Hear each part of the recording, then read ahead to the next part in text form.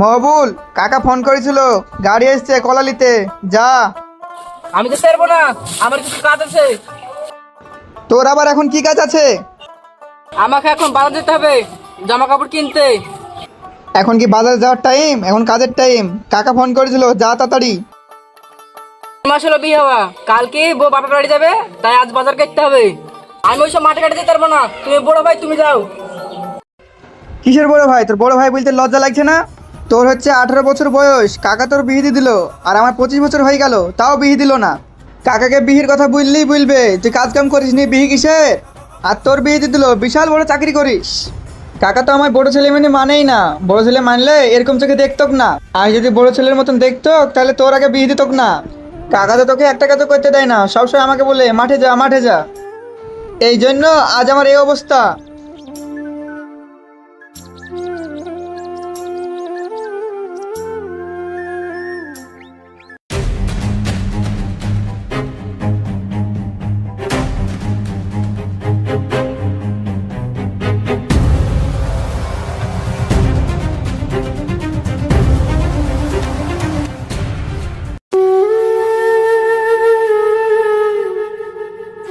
বড় ভাই, তোমাকে আব্বা ডাকছে। আরে দাঁড়া, আমি একটু কাজ করছি, পরে যাচ্ছি। না না, তোমাকে আব্বা টপ করে এখন যেতে বললো, তাড়াতাড়ি আসো। ঠিক আছে ঠিক আছে, তুই যা, আমি আসছি।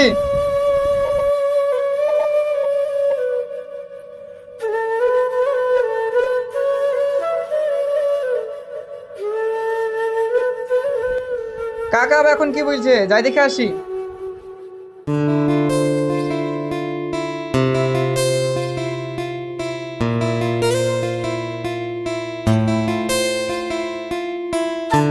কাকা, ও কাকা, বাইরে আসো।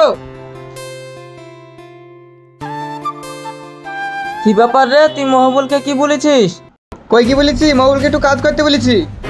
তুই শুধু ভাই বলেছিস? তুই বলে বলেছিস মহবুলকে আমাকে বড় ভাই বলে ডাকবি নি। আবার বলে তুই বলেছিস মহবুলের বিয়ে দিয়েছি, তোর বিয়ে দিইনি। আমি তোকে বড় ছেলের মতন দেখিনি? তোর আব্বা মরে যাওয়ার পর তোকে আমি এত বড় করনু, আর তুই এসব কথা বলছিস? তোকে আমি বড় ছেলের মতন দেখি, আর তোর মুখে এসব কথা? শুনো কাকা, এসব কথা বলো না। তুমি যদি আমাকে বড় ছেলের মতন দেখতাক তাহলে আর মাঠের ধারে বাড়ি করে থাকতে বলতা না। তারপরে বড় ছেলেকে তুই ছোট ছেলের বিয়ে দিতাক না। আমাকে নিয়ে তো তোমার স্বপ্নই নাই, শুধু এই মাঠে যা ওই মাঠে যা, এই কাজ কর ওই কাজ কর, সবসময় তো এই কথাই বলো।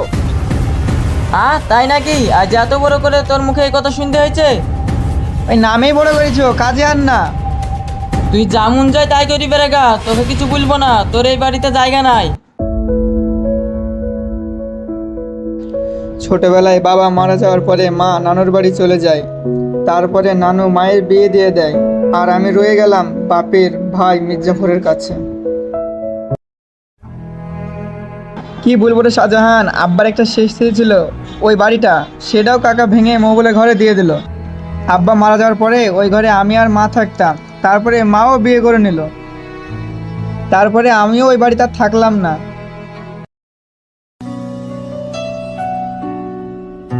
আরিফ বলছিলাম যে কিছুদিন বাদ দিয়ে তো মহবুলের বিয়ে, তো ওর ঘরে কিছু মাটি দিতে হবে। আরে বলছিলাম যে তোর আব্বার মাটির ঘরে কেউ থাকে না, তুইও থাকিস নি, তাই ওই ঘরে মাটি কেটে মহবুলের ঘরে দেব। কাকা কি বলছো এইসব? ওই আব্বার ঘরে মাটি মহবুলের ঘরে দিতে হবে? হ্যাঁ, ওই ঘরটা তো পড়েই আছে, তাই ভাবলাম ওই ঘরের মাটি কেটে মহবুলের ঘরে দেব।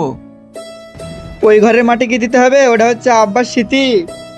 যদি মহবুলের ঘরে মাটি দরকারি হয় তো কিছু মাটি কিনে দিতে হবে। আরে তুই বুঝছিস না কেন? মাটি কিনতে গেলে তো অনেক টাকার খরচের ব্যাপার আছে।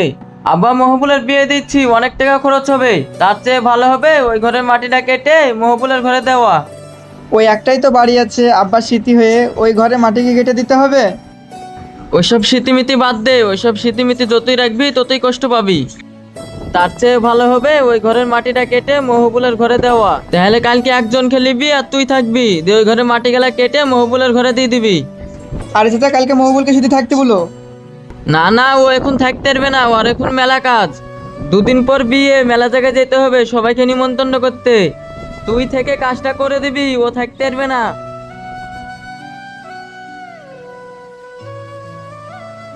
নিজের মৃত বাবা রেখে যাওয়া স্মৃতি তার মাটির ঘরখানা নিজেকেই কেটে ফেলানো লাগলো। আর জানিস আমার সাথে কত বড় বেইমানি করেছে? ওর বাড়িতে থাকতে হবে বলি আমাকে মাঠের ধারে বাড়ি করে দিয়েছে, যাতে আমি সারাদিন মাঠে থাকি, মাঠে কাজ করতে পারি। হ্যাঁ রে, তোর কাকা তোর সাথে বিশাল বেইমানি করেছে। আর কি বলছিস? কাকার যতটুকু জমি আমার বাপেরও ততটুকু জমি। তাহলে বল দুজনের তো সমান সমান জমি পাওয়া দরকার। সেই হিসেবে তুই দেখ আমার ছোট ভাই কি করে ঘুরে বেড়ায় আর আমি কিভাবে কাজ করি। আব্বা মারা যাওয়ার পরে কাকা বলেছিল তোকে দেখভাল আমি করব এবং কি তোর জমি জায়গা আমিই দেখব। তারপরে জমি জায়গার দলিল টলিল সব কাকার কাছেই আছে, আমি কোনোদিন চাহাইনি। তাই তো রে, তোর ছোট ভাই যেভাবে ঘুরে বেড়ায় তোর কাকা তোর সাথে খুব অন্যায় করেছে। আর বল, ওর মাত্র 18 বছর বয়স আর আমার এদিকে 25 হয়ে গেল, তা আমার বিয়ে দিল না, ওর বিয়ে দিল। আমি বলছি না যে আমার বিয়ের জন্য বলছি, আমারও তো একটা ভবিষ্যৎ আছে, আমার দিকটা তো দেখার দরকার। শুধু সারাদিন বলে এই কাজটা কর, ওদিকে যা, এদিকে যা, ওই কাজটা কর, এই কাজটা কর, সারাদিন এই বলে। আজ যদি আমার আব্বা বেঁচে থাকতো তাহলে কি আমার এই হাল হতো? আমিও রাজার মতন ঘুরে বেড়াতাম। তাই তো রে, আর শোন তুই একটু তোর চাচার সাথে ভালোভাবে থাকিস। বাজারে আমি শুনলাম তোর কাকা নাকি তোকে গ্রাম ছাড়া করবে। কি আর করব, ভাগ্যে যা আছে তাই হবে।